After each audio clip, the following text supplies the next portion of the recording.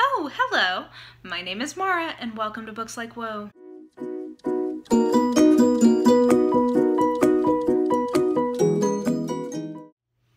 Okay guys, it's been a hot minute since I've done one of these book or movie reviews, kind of talking through a book that I love and the movie adaptation that I equally love. I've only have a few books that I've picked out for this series because honestly, for the most part, it's a pretty clear preference on my part if I prefer a book or a movie version of something. But there are a few books / movies of the same property that really can kind of be a coin toss depending on my mood or like what I'm weighting more heavily on a given day. So that has been sort of the challenge, is finding a list of books and movies that qualify for this, but one that unquestionably qualifies for a book or movie because both of these properties are top 10 things for me and they're given like media categories, is All the President's Men by Bob Woodward and Carl Bernstein. Now, the reason that I'm doing this now is because, if you are not aware, next Tuesday is the midterm election here in the US, and I thought that I would talk about this book because it was really, really formative for me in terms of my sense of myself as a political person. It was just a really formative book for me. I remember reading it. I was probably either 19 or 20, and I was with my family in the mountains of North Carolina for summer vacation. I remember sitting on the porch reading it and just being like having my mind exploded basically in terms of thinking through just a lot of different things, which we'll get into. But it was a really formative book for me, and there's been a big book recently released from Bob Woodward called Fear, about the Trump presidency. Just in general, the whole comparisons between the Nixon and the Trump presidencies have been very like pervasive for the last couple of years, and for a good reason. And so that was, you know, the midterms are coming up, so like we're kind of in a very political season. This was a very formative book for me as a political person, and I think that that parallel gets drawn so often that it's well worth people going back and kind of seeing what was happening in the Nixon presidency for themselves. I would also really recommend, on that line while we're here, the podcast Slow Burn from Slate, which literally, it kind of tells some of the like untold or like under-remembered stories from Watergate and the Nixon, you know, corruption time, basically. It's fascinating. It's really, really well produced, and I would definitely recommend that as sort of like a companion to this, to either the movie or the book of All the President's Men. So anyway, let me get into a little bit about what this property is about, and then I'll talk a little bit about what I like about each kind of version of this. All the President's Men, and I should say, just so you know, All the President's Men is a take on the title, I mean, I assume it is anyway, a take on the title All the King's Men, which was a novel about a fascist becoming governor in Louisiana in the early part of the 20th century by Robert Penn Warren. So this is sort of a take on that, and if you don't know, that novel really is about just like systemic political corruption and how sometimes well-meaning people and sometimes not well-meaning people can kind of get caught up in sort of the political machine, you know, think like Boss Tweed or whatever. Really, it's a novel that's exploring humans' relationship between corruption, greed, and power. And so it's a very fitting title for this property, which is sort of a classic in journalistic nonfiction. And basically this book by Woodward and Bernstein was written after they had completed really what was a historic and groundbreaking work of investigative journalism in the light of the Watergate break-in in the early 1970s. So if you don't know, Nixon was running for re-election, and what's kind of always highlighted about this particular situation is that Nixon really didn't have a lot to be afraid of in his re-election campaign.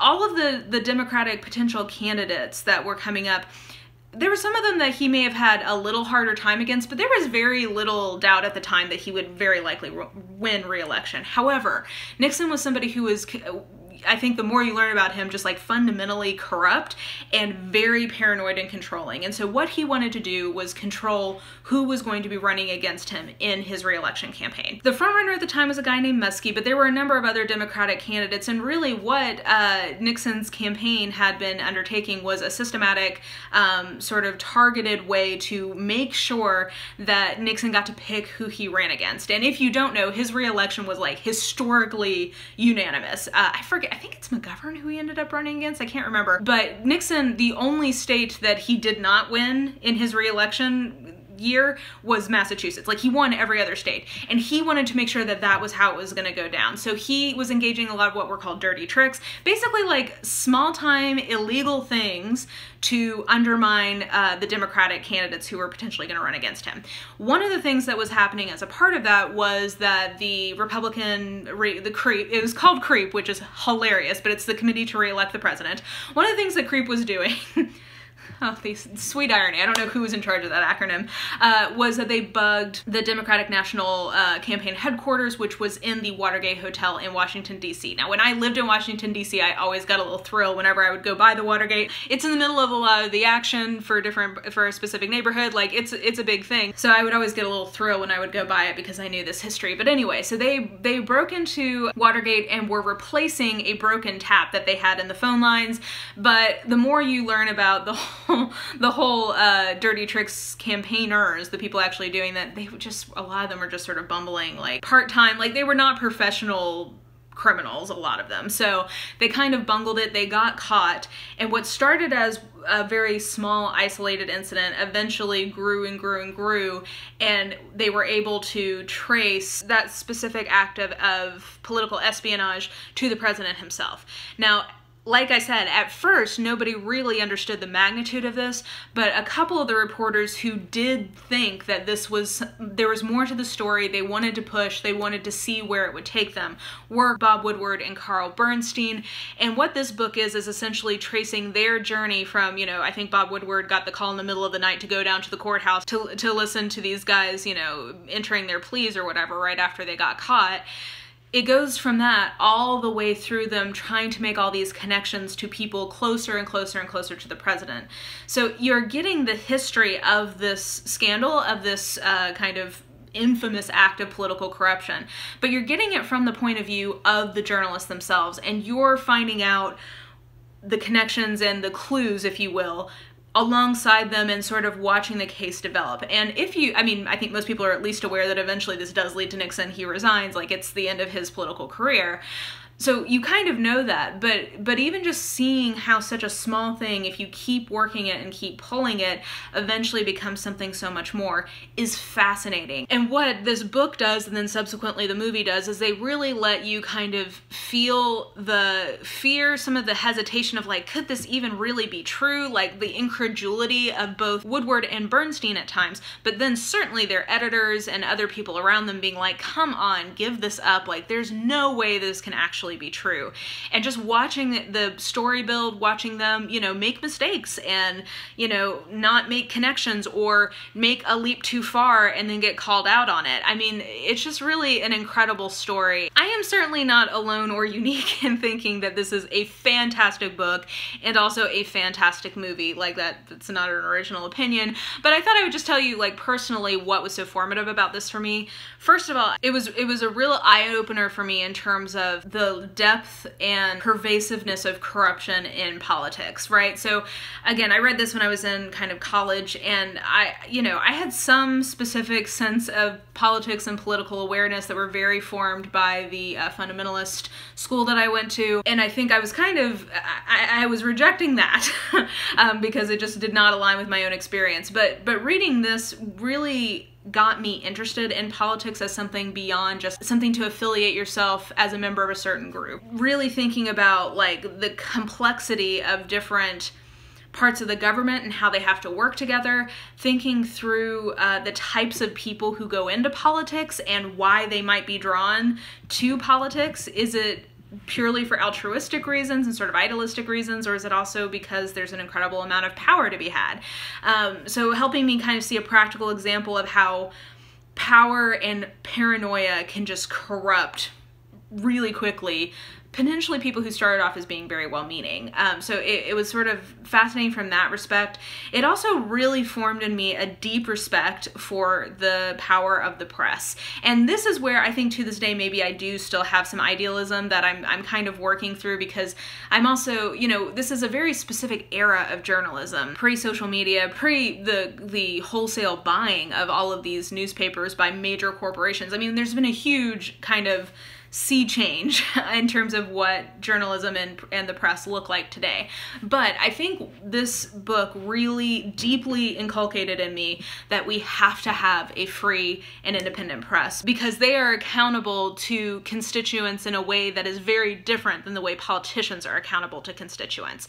Now, both can be corrupted, but the idea that we fundamentally distrust the press in the way that sometimes we talk about fundamentally distrusting politicians, I think are two different things. And I think the reason I instinctively kind of know that or feel that is in large part due to this book. Because even if I know that a certain news source is biased, and I think it's incumbent upon all of us to be very clear about the biases of the news sources that we are kind of coming at, they are all talking about the same events in different ways.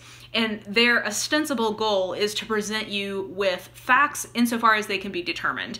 And having that as your aim, independent of politicians who are depending on votes and telling you what you want to hear in a very specific way, there's slightly two different projects. And again, I completely concede that journalism is very, especially these days, is highly colored by trying to get clicks and trying to have a sort of populism that we really are seeing in politics right now.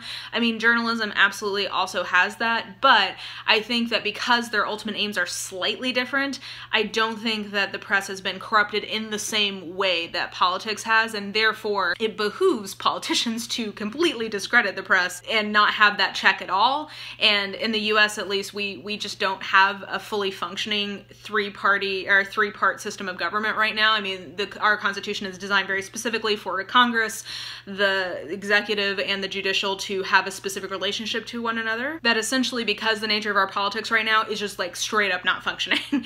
And so I think to cut out what is sort of a ex-party another check and balance on that kind of relationship is really, really dangerous.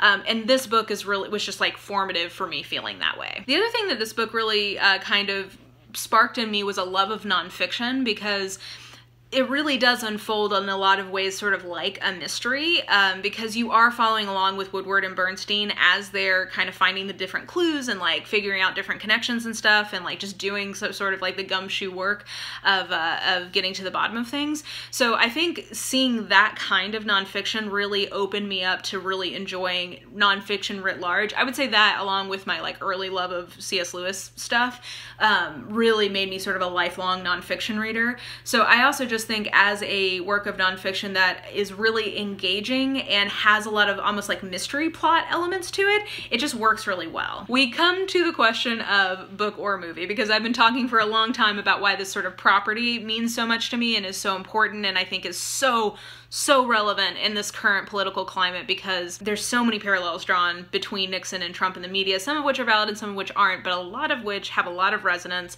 So I think if you've not read or watched this property before, it is well worth your time given the current political climate. So that being said, that's sort of my overall thoughts about the property. Getting into the book versus the movie. I thought about this beforehand, and I'm just not even gonna build the suspense. I'm gonna tell you up front. I think I've decided that I do think the movie is better than the book, and here's why. There's essentially one underlying fundamental reason why I'm gonna say the movie trumps the book. Oh, sorry. Don't you hate, by the way, I'm sorry, I know I'm getting political in this, that's just how this goes, but like, I hate that he has ruined that word for me because it's an effective word. Anyway, the reason why I think the movie does slightly edge out the book for me is as follows. First of all, I did see the movie before I read the book, but essentially the only reason I read this book was because I loved the movie so much. And I was watching the movie, like when I was in college, I went through this whole project of wanting to watch as many classic movies as I could.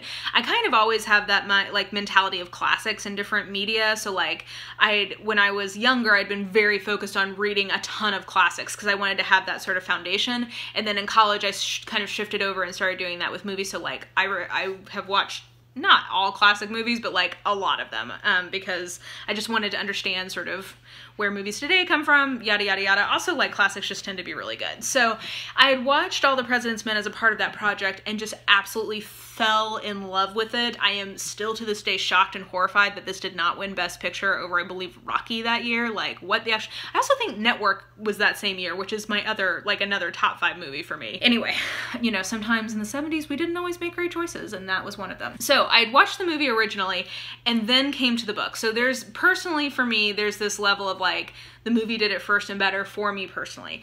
But the reason why I will go ahead and say that I think the movie and sort of the creators involved with the movie slightly have a better take on this property than Woodward and Bernstein themselves is because originally Woodward and Bernstein, when they were writing All the President's Men, were not going to be telling it from their own perspective. They were going to be writing it more as like a traditional sort of like third person, talking with, like, kind of just following the burglars themselves and going from there.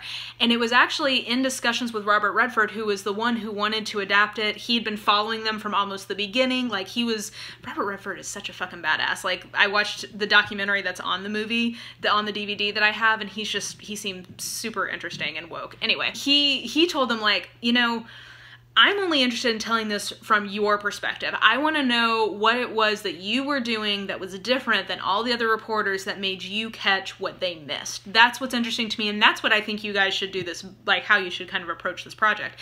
And they actually took his suggestion, and so Robert Redford himself, who plays Bob Woodward in the movie, FYI, was instrumental in making the book what it is and as good as it is, because I do think it's that lens of following Woodward and Bernstein that makes the material really sing and tell something different about the Nixon Watergate scandals than what would have just been sort of like a straight up kind of history of it. So it's for that reason that I'll ultimately say I do prefer the movie slightly to the book. A couple of other things that come to mind. I just think the movie really, in terms of like getting people engaged in this story and in this material, it's an easier access point for people. Not everybody will read a book, but people will watch a movie, and it's just like masterfully done. It's a lot of really high quality character actors doing excellent work. The score is really beautiful and I think very appropriate, very 70s, which is, you know, again, appropriate, but I think it works really well. There's a couple of these tracking shots that they have. The one that stands out in particular is Woodward and Bernstein are in the Library of Congress, and they're trying to find kind of like the library records of what the White House had been requesting about Ted Kennedy and Chappaquiddick. And so they're like literally going through like thousands and thousands and thousands of library cards, and it just focuses them on this desk, and then it's like pulling up into the rotunda of the Library of Congress, and you just see these tiny people in this kind of gigantic cavernous space that sort of has all this symbolic weight as being representative of like the knowledge of the government that's trying to thwart them. Like, it's a beautiful visual metaphor. I love seeing the various shots that they have in the newsroom and sort of like how sterile it is, and they use different sort of focusing shots in very interesting ways. The scene with the accountant from Creep when she's at her house, that's like probably maybe my favorite scene in the movie. I just think the actress in that is just like amazing. I can't remember her name, but I know she eventually went on to, I think, be a president of the Screen Actors Guild. But she's just doing wonderful work in that movie. I just really love the movie, and I think ultimately, if I had to pick one or the other, I probably would pick the movie, just because, again, it was sort of the first and the best, and because Robert Redford was so fundamental in making that narrative choice for the book in the process of developing the movie, that I think, you know, really was to the book's benefit. So I'm gonna go ahead and give this to the movie, but like I said, the book is still this reminds me very much of the discussion I was having about Murder on the Orient Express, because both book and movie are like in my top 10s for their categories, so it's like kind of hard to pick.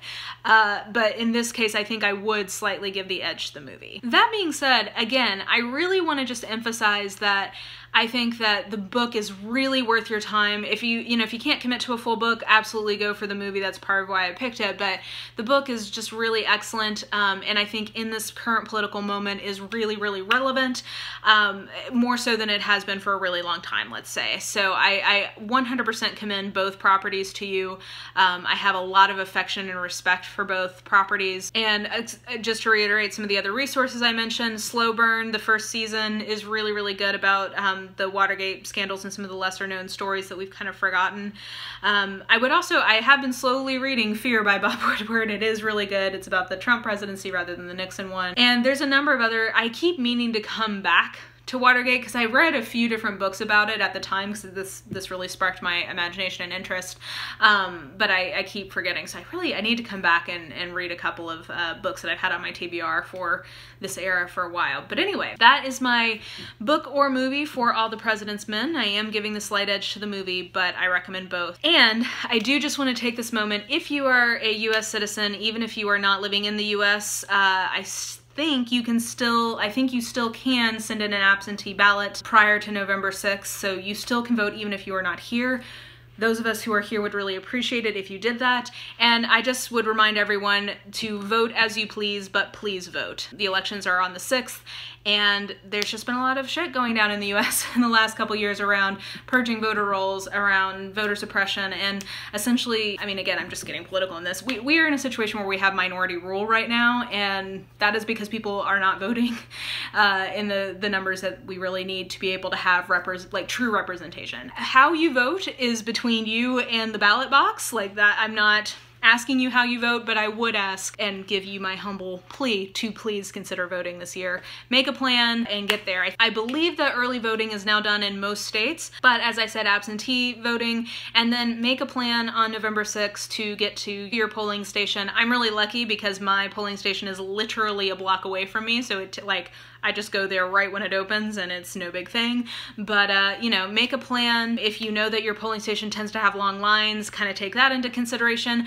I also, like I said about absentee ballots, and I'm not totally sure if this is true, I'll try to find a link to a good website that tells you everything you need to know about voting. But I'm pretty sure that even if you are not absentee in the sense of you're not living outside of your normal polling place, I think you still can fill an absentee ballot in and mail it in, even if you can't get to your polling place on the day of. So keep that in mind as well. So yes, that is my book or movie reinstallment. I have a couple of other these that I hope I'll get to sometime soon, and also my humble plea for you to vote. So with all that being said, I hope you enjoyed this video. If you did, please like, subscribe, follow me on the social medias if you are so inclined. I have all that information listed in the description box below, and I think that will do it. I hope you guys are having a really great day, and I will just talk to you soon. Bye!